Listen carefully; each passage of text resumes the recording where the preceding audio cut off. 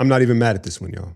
Disappointed, sure. Frustrated, the fouls, it got ugly in that second half. There's no doubt about it. But the Warriors go to Sacramento last night, and all veterans are resting. Steph, Jimmy, Draymond, no Sabonis, no Levine, no Keegan Murray. Keegan Murray, I don't think, has played this year yet for the Kings. And so you had makeshift lineups for both squads. The young guys' opportunity, Will Richards' first start, and he delivers 37 in 3. What was he, the 56th pick? Look, Will has gotten this opportunity early because of his defense, his rebounding, and his ability to move off the ball. But what stood out to me last night in this performance was his ability to shoot in tight windows. 4 of the 5 made threes from Will Richard were contested. Some of them highly contested. And he's 6'3". He doesn't have like some unusually high release, but he's got a quick, confident release, and he's comfortable shooting contested threes. And in today's league, you know how important that is. Y'all know Bob and Brad has been supporting the channel for a long time. I have all their massage guns, and they all work very well. Very good products. They sent me a hand massager with heat and compression. And I'll admit, like, I was like, all right, like what's this really gonna do? Let me tell you, you don't know what you don't know. It's got 3 levels of massaging, compression, USB charged, and again, I didn't know I needed this until I had it. Heat, compression, it's 15 minutes, and arthritis, carpal tunnel. It's really the perfect holiday gift for a mom, a dad, a grandpa, someone that, like myself, is at using a mouse and a keyboard a lot. And Bob and Brad, they've done it again, man. This is going to be something that I didn't know I needed, but I do, as well as I'll probably end up getting one of these for, mom or dad or somebody. And so right now, you can click the link in the description and head to Bob and Brad's Amazon storefront and pick one of these up because it's a perfect holiday gift. He hits the offensive glass. He makes the extra pass. Great hands defensively, fundamentally sound. Like the reality is he looks like a lottery pick.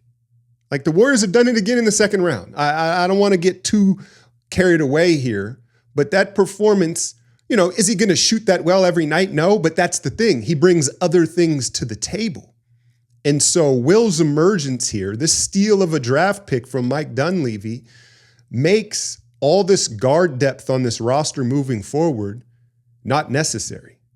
So when we get to talking to trades and that picks up 20 games or so into the season, like Will's going to be a part of this. He's got to play. He's got to play. Let's move on to easy money Moses Moody. He kept us afloat.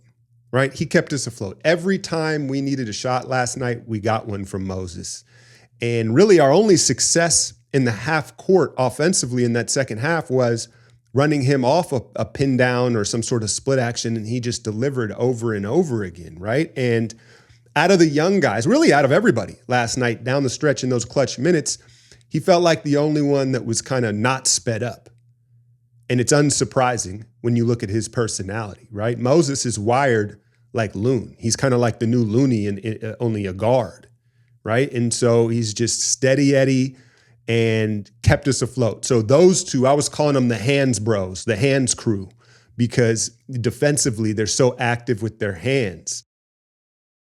Let's move on to Kuminga, his big opportunity, right? He's the man. He's the man. And no Steph, no Jimmy, no Draymond. And he's going into Sacramento, the team he flirted with all summer long. What did he give us? 24, 9, and 3. The foul trouble killed us, right? It killed his game late. And it looked like he fouled out for a second. They shift one of those fouls, but this is something that I've brought up with him his entire career. He's got to start playing and defending with his hips. He loves to shove and use his arms to defend and be physical. And so he's always innately going to get fouls that way, right? You can get away with so much more physicality with your lower body rather than your upper body. So he got a couple that way. And then he was just, DeMar's in there. And that third quarter was, what did they shoot, 17 free throws? Felt like an agenda. It felt like an agenda. I wasn't mad at the block charge calls, but that was a lot. That totally disrupted the game. And I thought it took him out of rhythm, right? And that hurt. But I did like that Gallup heavy step move he was using. And it'll be in today's breakdown where he kind of gets real low and takes a long, heavy step, like a pause step. And it allows him to get to his spot in control and under his hips so he can elevate and make moves. So I thought that was good. I thought he got sped up down the stretch and perhaps felt a little bit of the pressure of being the man, right? We're like looking around and like, who's going to score now? We need you to carry us. And it felt like he got a little bit sped up. Perhaps some of it too was he played most of that fourth quarter with 5 fouls. And so maybe it changed how he attacked the basket. But let's call it what it is. On that final possession, he choked. He choked up.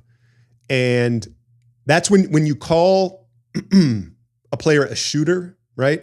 A shooter takes that three 10 out of 10 times because that's their mentality. They're a shooter, right? And you saw with that big, he thought about it. He pulled down the three, which would have tied the game. And then he kind of just got out of control and sped up there. Was it DeMar that went down? He could have just leaned in for a layup, but he was sped up. But I'm not even mad about that possession because he hasn't been in that position, right? He hasn't been in end game. Here's the ball, you make the shot. And so I'm not mad about it at all, but I'm here to acknowledge it. But again, the fouls definitely hurt him. But all in all, I can't be mad about the young guys. I don't, it's ironic because I think it was the vets that let us down last night. Let's talk about Al Horford. He's been a disaster. It's been a disaster. Look, I said it, I think the last video or two, it's hard to catch a rhythm when you're playing once a week, right? But he goes 0 of 7 from 3 in that fourth quarter. And I know what you were thinking, like, damn, if Post was in there, he'd have for sure drilled a couple of those, right? I thought Al was all right defensively. A couple of times you could just see his body couldn't do what his mind wanted to do when he wanted to rotate over. Sometimes he just freezes up. But again, we've talked about him not having a rhythm and trying to get a feel for this team. But I also think there is an element of when he was playing on that Celtics team with 5 all-stars, basically, he was the 5th priority defensively. And so a lot of the threes he took for the Celtics, he had a lot of space and a lot of time to take. And he hasn't had that with the Warriors. He hasn't played very many minutes with Steph, which would, give him more time and space. And so I think he's taking quicker threes than he's accustomed to. And look, I'm not going to worry about Al at least for another month. But I do get why Kerr kept him in there and didn't go back to QP. Because after he, once he was like 0 of 5, 0 of 6, I think even Al at his big age needed that vote of confidence. Like, no, we're going to stick with you. We're going to let you close this game and like shoot out of this slump. Because I think he eventually will. But again, I'm seeing him having to take tougher shots than he's used to. Buddy didn't get enough production from him. And then Pat Spencer, I consider him a vet. What is he, like 28 years old? He's been in the system for a long time. He just wasn't good enough, right? And you look at the turnovers and there's various reasons, right? We didn't have our normal ball handling setup situation. And Dennis Schroeder is probably a top 5 guard in the league when it comes to making the ball handler pick up their dribble before they want to, right? We're familiar with him. He had a little cup of coffee with this, right? But he makes guys pick their dribble up before they want to because he's so quick and he's so aggressive into their dribbling pocket, right? So there was some of that.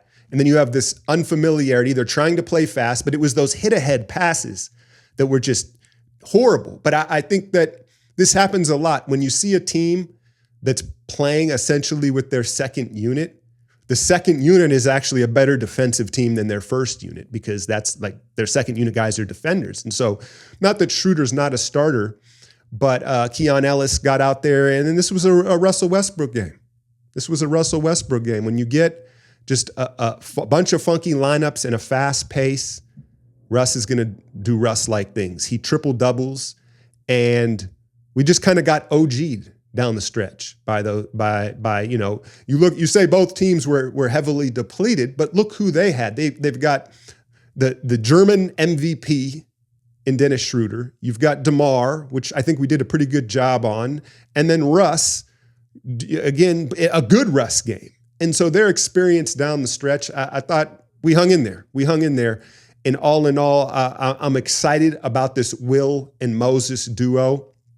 Kuminga was fine. It was a learning experience. You want to get every win you can. I get it. But I can't sit here today and tell you that I'm mad about the effort. I'm mad about the execution. I think we saw some warts, and I think that, some of them figured out, like Pods, he almost triple-doubled, right? I was expecting a little more offense from him, but we didn't have any, outside of Kuminga, we didn't have any shot creators, right? And so guys had to make shots. You needed a bigger game from Buddy.